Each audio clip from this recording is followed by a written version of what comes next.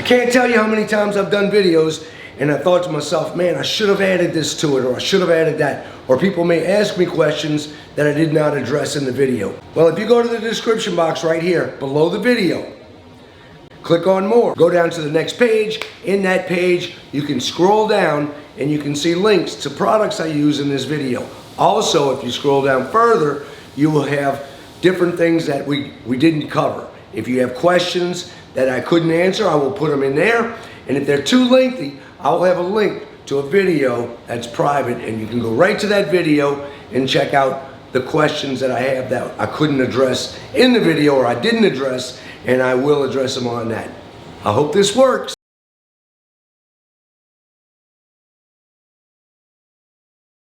For more tips and tricks, don't forget to hit that button and subscribe. Also, ring the bell so you can get notifications anytime I have new videos. Welcome to Paul's Toolbox. I'm Paul Ricalde, and today I have the perfect opportunity to show you guys how to run wires and things through your attic if you're putting an outside light, outside camera system, or even an outside fan. And I want to show you how to safely run these wires through your attic and down your wall. Onwote Security Systems sent me a camera setup to do a review on. I'm not big on doing reviews without knowing what I'm dealing with. So I installed this a month ago to see if I like it. And so far, I really do like it. This is a POE system, which means power over Ethernet.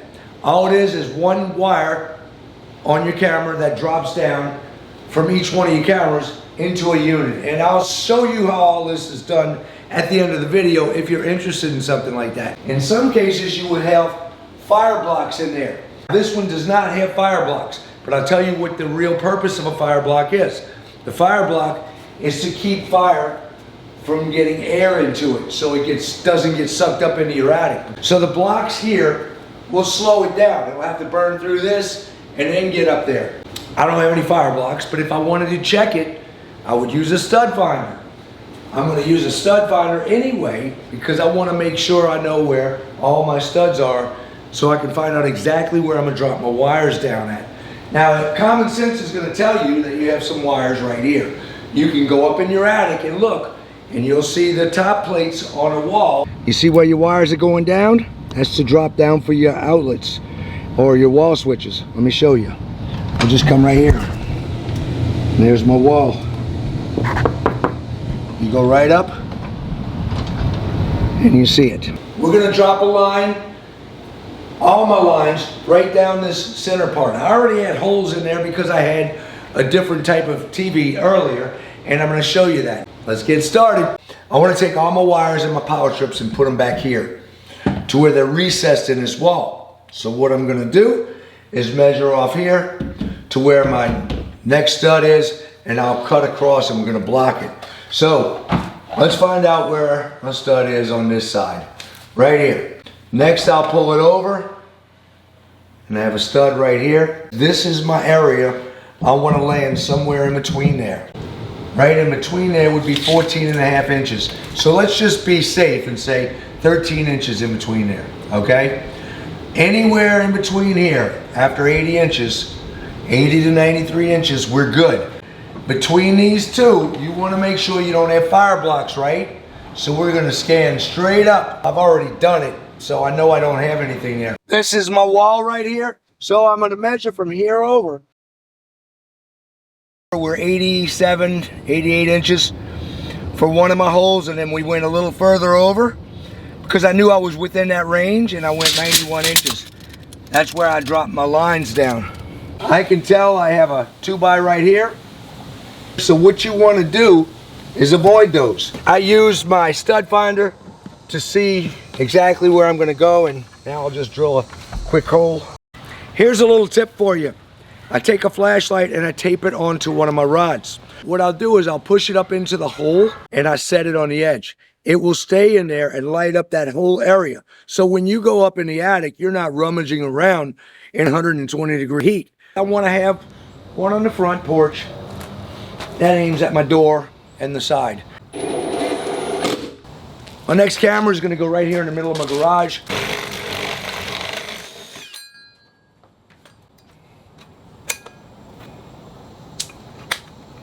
I'm gonna bring this one over a little bit because I would like to have it to where I see the door and as much of the swimming pool as I can. That way I'll know if somebody comes outside or one of the children come out and go close to the pool. 3 screws and we've got it done. This is very important. These little fiberglass sticks are made to pull wire. Some people call them fishing rods because they're just like a fishing rod. They're made out of fiberglass. It's a flexible rod wire pulling kit. And I'll have the link in the description box. I bought this one for less than $20 and it's 22 feet long. You have 1 foot attachments, so it goes in a little case. Once you put these together, you can go all the way to 22 feet and you can run just about anywhere where you need to in your attic. My first one I pulled was on my hardest one and I had just 2 rods. I had 8 feet. They were 4 feet each and they're made by Ideal. They're thicker. But I ordered these to finish the jobs up. So when you take this and you look at your attic, you can see how much you're gonna need. If you have a really high pitched roof where you can get to most of it, you won't need to have 20 feet or 16 feet. You can probably do 8 feet or less. If you have a truss roof or a very low pitch, this is where you'll want long rods to get to that center of your house. Truss roofs have all kind of interior bracing, so it's hard to crawl through. Check out this overhang. When I ran my wires through my attic, I didn't have much room. You can see I had to go up and over here to the attic to get my light switch. Now, when I did this, I took my fishing line or fishing rod and I pushed it to the ceiling and let it roll over. I have to take my rod and run it on an angle just like this. So we'll take our camera off, pull it back through, and run our line. My rod's right here. It came up right here. So we'll pull it through. I brought it over to this side and get this, make some room. The string is still attached. I'm gonna run it right through here. I've got to get down there and run it up because I have my vaulted ceiling right there.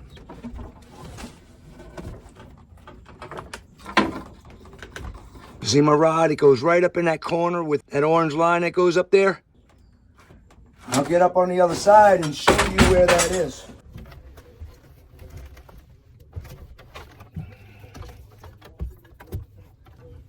Okay, the rod's loose.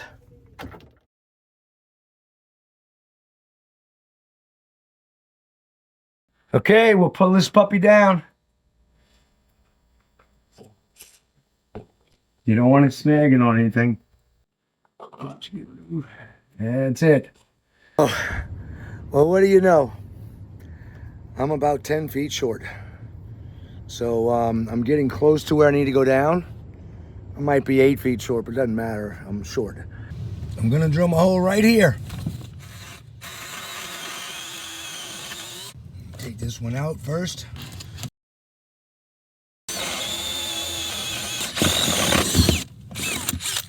Now we're gonna run this with my fish tape or my fish line straight down the wall.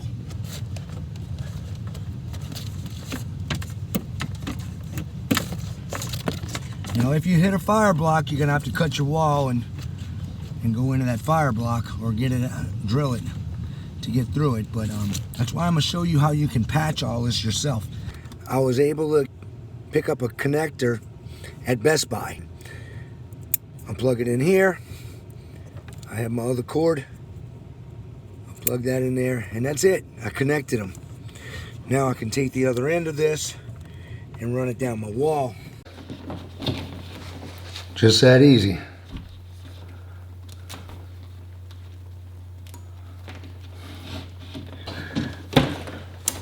See this huge mess? I didn't have this TV. I had a large mounted TV on my wall.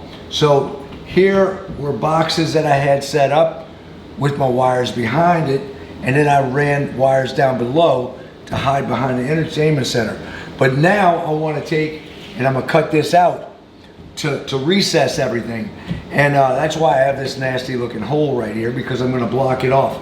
No big deal, this is easy to fix, and I'm gonna show you how to do that on the next video. I dropped my wires, and here are my 4 wires. One of them's blue because, remember when I was up in the attic, I was 10 feet short? Okay, here it is. I have it set up to my big screen TV, that way I can go right out of my bedroom or anywhere else, hit the remote, and I can see all my cameras. You also have an app that goes on your phone if you want it. This is what I love about a POE system. It is stable. If I lose internet, I still have my cameras. Here's my unit, and look how easy it is to hook up. I have my Ethernet cables right here, and you have 8 ports. I'm only using 4 because I have 4 cameras. If I wanted to add cameras to it, they'll go into these ports and it automatically recognizes them. I have an Ethernet cable right here that goes right into the back of my modem. So all I do is plug this Ethernet that goes out into my modem, and it's hooked up to the wireless. This right here is a mouse. They give you a mouse to plug into here so you can maneuver everything on your screen with the mouse and set it up. Like I said, you have an HDMI, you have a mouse, an Ethernet, and these go to the camera. That's it. I disconnected this camera right here, and I'll plug it back in a few minutes. I want to show you how easy that was to set up. I drilled my hole in my ceiling. The wire goes through it. There's a sleeve that goes on here to protect it from weather. You really don't need that if you put it just directly in your attic, but I'll put them on anyway. Now, this will go right through the hole. You have this little slot on the side for probably mounting on the wall, okay, and maybe going up into your ceiling. All of mine are mounted to the ceiling. I'm gonna fill that with silicone because I do not want wasp or spiders to go in there. I would like a little grommet that would go in there. If they gave that, that would be great, just to plug it in case you're not using it. But silicone won't hurt. A little dab right here will keep the bugs out, and I'll be happy. All right, now, as far as the power goes, everything goes through this one cable, this 5-cat cable. It's an Ethernet cable. So you plug it in, and then you plug the other end up to your NVR system, and that's it. Once you run that wire through, it plugs in the back of here, it's set up. They have an additional plug here, and I asked them about it. They said it was an additional power cord, but if the power goes through the Ethernet on this one, you don't need it. So I really don't know what the use is for this, but I will try to find out more about it. I questioned them, and that's the answer I got. I don't know if a backup battery would go, hook up through this or not. We'll find out. This is really simple to work with. I keep the mouse behind my TV because that's how I will navigate this. And I can hit menu and go into any design I want right here to open it up. I can take individual alarms and run them through here because they're set up already on this. Now, say for instance, my grandson goes outside right there and I'm in the kitchen. TV's off. This alarm will go off from the NVR box. It will warn you that someone's back there. Now, just say for instance, you're in your house and you're worried about someone breaking in your car or whatever, you can set up the alarms out there or all of them around the house. So if anybody approaches anything around there, it's gonna make this go off inside the house. And of course, it's gonna light up and it's gonna film them. It records 24 hours a day. This has a 2 terabyte hard drive on it. So it will record for about 10 days constant, and then it'll start recording over the first ones. You can lose your internet and it's still gonna record, and you can go back to the date and the time and find that recording. That's another great feature of this. So just say my internet goes out, I won't be able to look at it on my phone, but it will record it here. And you can look at all your cameras from here. You see this grid? I can change this grid to censor anything. So if I want my sensors to read just this area right here, I can erase those easily. I'll take my mouse, I'll hit one of the squares, pull it over, and boom. It's not gonna read any of that. I could take just a little section on the side, do the same thing right here. If I want to bring them back, all I have to do is hit an empty part and bring this back. If I want everything to go on it, I can hit full screen and it will put the grid on the full screen. If I want to clear it all, I can clear it. If you want your alarm to go on one of these areas that I was speaking about, I will hit alarm while this is up. I'll hit this part up here. So let me hit alarm. Oh, I hit alarm already. I check this off. I'm going to go to trigger actions. Now when I go to trigger actions, I have buzzer already set up on there. So if someone comes across that, this buzzer is going to beep and let me know that someone's out there. It will not go off when you see little things like flags moving or movement. It's got AI capabilities, so it picks up a person and it'll pick up an animal, it picks up cars. If you want these actions to apply, you have to hit apply and then okay. If not, when you close the screen out, it will not apply. Funny thing, I'm in the back, I heard my door open up and I was wondering what's going on. I come out here, rewound it. Let me show you what I saw. Well, thanks to my Onwote security system, I found out exactly what was going on in my back kitchen door.